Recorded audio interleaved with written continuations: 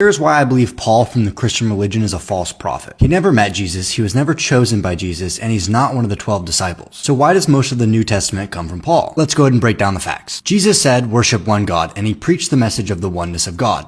Paul changed that. He is the one who introduced the idea that Jesus is God. That was never Jesus' idea. Those words came from Paul. Jesus came down and preached the same message that the Jewish prophets preached before him. And then Paul came around and told people that they don't need to pay attention to those laws. You don't need to get circumcised. It's fine to eat pork. He literally just abolished God's laws that were set in place. Paul had claimed that he had visions from Jesus, yet there's no proof and nobody else that can verify that. Just his word and nothing else. And that's not how prophets work. History even proves that the early followers of Jesus disagreed with Paul and even argued with him. Jesus came down to spread the real Christianity.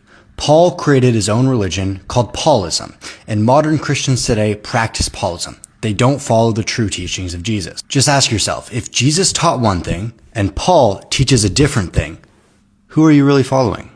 Wait a minute, Christians. I'm going to show you why you follow Paul and not Jesus. Not Paul the saint, Paul the deceiver. Because here's the truth. He never walked with Jesus. He never met Jesus. He wasn't chosen by Jesus. He wasn't even a part of the 12 disciples, and he came after the crucifixion. He thought when he had his vision of Jesus Christ on the road to Damascus that everyone was just going to believe him. No, they didn't. Now, here's where it gets real. Paul had serious beef with the actual disciples, especially Peter. Yeah, Peter, the right-hand man of Jesus, who never left his side.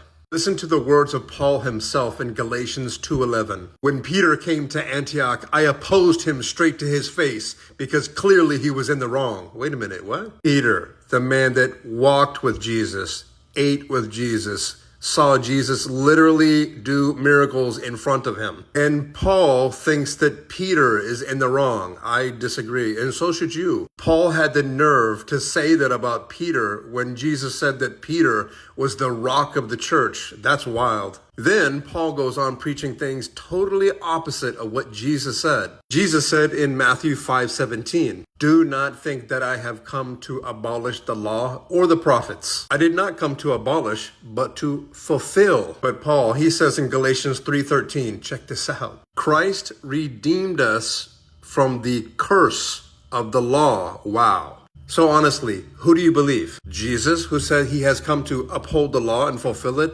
Or Paul that said that the law was cursed? Would you think I'm done? No, it gets worse. Check this out. In Romans 3:17, Paul literally admits this. If the truth increases through my lie, why do you see me still as a sinner? Whoa. Wait a minute. Did Paul just admit that lying is okay as long as it helps God? Yeah, he did.